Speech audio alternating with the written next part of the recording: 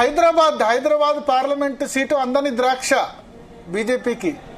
మళ్ళీ హైదరాబాద్ లో మీరు ఓడిస్తారో ఓవైసీ నిన్నటికైనా?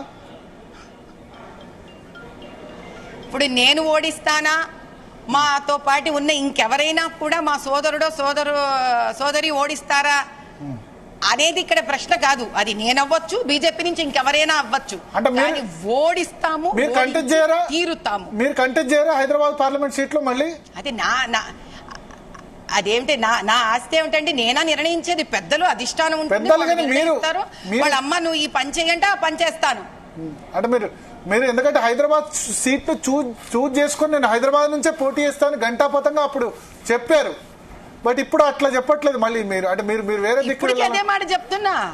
ఇప్పటికీ అవునయ్యా, ఇప్పటికీ నేను అదే మాట చెప్తున్నా.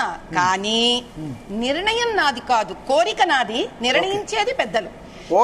ఎవరికిచ్చినా నేను వాళ్ళతో పాటు తిరుగుతా, ఎవరికిచ్చినా సీటు నేను వాళ్ళతో పాటు తిరిగి గల్లీ తిరిగి క్యాంపెయినింగ్ చేస్తా.